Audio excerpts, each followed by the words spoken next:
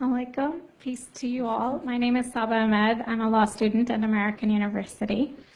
I am here to ask you a simple question. I know that we portray Islam and all Muslims as bad, but there's 1.8 billion Muslim followers of Islam. We have 8 million plus Muslim Americans in this country, and I don't see them represented here. But my question is, how can we fight an ideological war with weapons? How can we ever end this war? The jihadist ideology that you talk about, it's an ideology. How can you ever win this thing if you don't address it ideologically? Great question. I am so glad you're here, and I am so glad you brought that up because it gives us an opportunity to answer. What I find so amazing is since the beginning of this panel, which we are here about Benghazi attack against our people, not one person mentioned Muslims. We are here against Islam, or we're launching war against Muslims. We are here to discuss how 4 Americans died and what our government is doing. We were not here to bash Muslims. You were the one who brought up the issue about most Muslims, not us. And since you brought it up, allow me to elaborate with my answer. There are 1.2 billion Muslims in the world today. Of course, not all of them are radicals. The majority of them are peaceful people. The radicals are estimated to be between 15 to 25%, according to all intelligence services around the world. That leaves 75% of them peaceful people. But when you look at 15 to 25% of the world Muslim population, you're looking at 180 million to 300 million people dedicated to the destruction of Western civilization. That is as big as the United States. So why should we worry about the radicals, 15 to 25%? Because it is the radicals that kill. Because it is the radicals that behead and massacre. When you look throughout history, when you look at all the lessons of history, most Germans were peaceful. Yet the Nazis drove the agenda. And as a result, 60 million people died.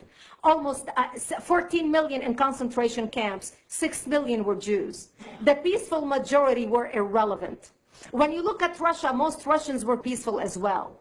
Yet the Russians were able to kill 20 million people. The peaceful majority were irrelevant. When you look at China, for example, most Chinese were peaceful as well. Yet the Chinese were able to kill 70 million people. The peaceful majority were irrelevant. When you look at Japan prior to World War II, most Japanese were peaceful as well. Yet Japan was able to butcher its way across Southeast Asia, killing 12 million people, mostly killed with bayonets and shovels. The peaceful majority were irrelevant. On September 11th in the United States, we had 2.3 million Arab Muslims living in the United States. It took 19 hijackers, 19 radicals to bring America down to its knees, destroy the World Trade Center, attack the Pentagon, and kill almost 3,000 Americans that day. The peaceful majority were irrelevant. So for all our powers of reasons and us talking about moderate and peaceful Muslims, I'm glad you're here. But where are the others speaking out? And since you are the only Muslim representative,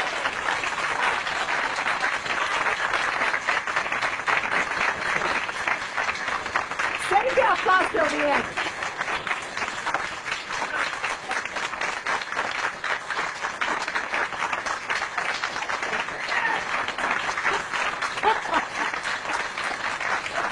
Thank you.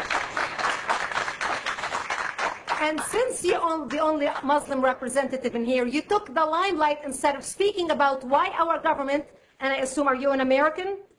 You're an American citizen. So as an American citizen, you sat in this room, and instead of standing up and saying a question or asking something about our 4 Americans that died and what our government is doing to correct the problem, you stood there to make a point about peaceful, moderate Muslims. I wish you brought 10 with you to question about how we can hold our government responsible.